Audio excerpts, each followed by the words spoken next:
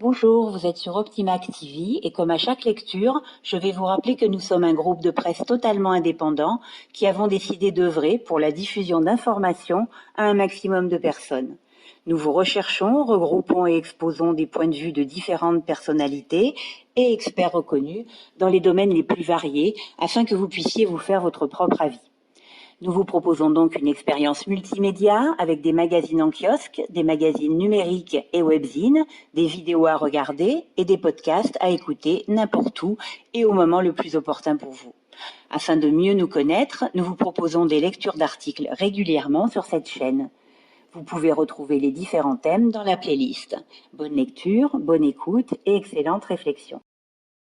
Non, la méditation ne fait pas de vous une personne meilleure. Une nouvelle publication indique que la méditation n'améliore pas l'empathie ni ne diminue l'agression. Beaucoup de gens considèrent la méditation comme une solution magique qui peut améliorer notre santé, aiguiser notre concentration et nous rendre meilleurs dans l'ensemble. Mais en réalité, les preuves concernant la méditation sont plus que mitigées. Selon les revues de la collaboration Cochrane, il existe peu de preuves soutenant que la pleine conscience peut réellement aider à améliorer les problèmes de santé tels que la fibromyalgie, l'anxiété, la dépression et la douleur au cou. Toutefois, certaines données crédibles démontrent que la méditation peut améliorer les facteurs de risque de maladies cardiovasculaires. Et enfin, la recherche sur la fonction cérébrale montre que la méditation peut réduire les sentiments de douleur. Un nouvel article publié au mois de février dernier dans Scientific Reports examine si oui ou non la pleine conscience affecte la façon dont nous traitons les autres.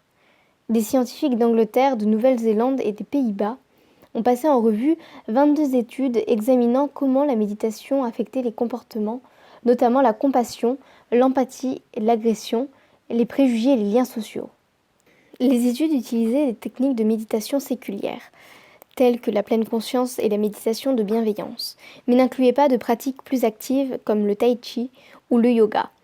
De plus, l'analyse ne comprenait que des études contrôlées, randomisées, comparant les personnes qui méditaient à celles qui exécutaient d'autres activités. Les chercheurs ont constaté que les personnes qui méditaient se sentaient modérément plus compatissantes ou empathiques comparativement à celles qui n'avaient pas fait une nouvelle activité stimulante sur le plan émotionnel. Cependant, les études disponibles présentaient des faiblesses méthodologiques et des biais susceptibles de fausser les résultats. Les scientifiques ont trouvé que la méditation ne réduisait pas l'agression ou les préjugés, ou n'améliorait pas les liens sociaux qu'une personne pouvait avoir avec les autres. La popularisation des techniques de méditation, comme la pleine conscience, malgré le fait d'être enseignée sans croyance religieuse, semble toujours offrir l'espoir d'un meilleur soi et d'un monde meilleur, a déclaré le Dr Miguel Farias, auteur principal de l'étude et professeur au centre universitaire Coventry des avancées pour la science comportementale. Malgré les grands espoirs des praticiens et les études effectuées par le passé, notre recherche a révélé que des lacunes méthodologiques ont grandement influencé les résultats que nous avons découverts, a-t-il dit. La plupart des premiers résultats positifs ont disparu lorsque les groupes de méditation ont été comparés à d'autres groupes qui se sont engagés dans des tâches sans rapport avec la méditation. Rien de tout cela n'invalide bien évidemment les affirmations du bouddhisme ou d'autres religions au sujet de la valeur morale et finalement du potentiel de vie de ces croyances et de ces pratiques. Toutefois, nos résultats de recherche se situent très loin des nombreuses affirmations populaires faites par les pratiquants de la méditation et par certains psychologues. Le message à retenir, bien que la méditation puisse produire des effets positifs, il n'existe aucune preuve crédible qu'elle améliore la façon dont les gens traitent les autres. Pour comprendre l'impact réel de la méditation sur les sentiments et le comportement des gens, nous devons d'abord nous attaquer aux faiblesses méthodologiques découvertes, en commençant par les attentes élevées que les chercheurs pourraient avoir sur le pouvoir de la méditation. Merci pour votre écoute et pour retrouver régulièrement nos articles, abonnez-vous ci-dessous à notre chaîne YouTube. Et pour vous procurer tous nos magazines, rendez-vous sur notre site.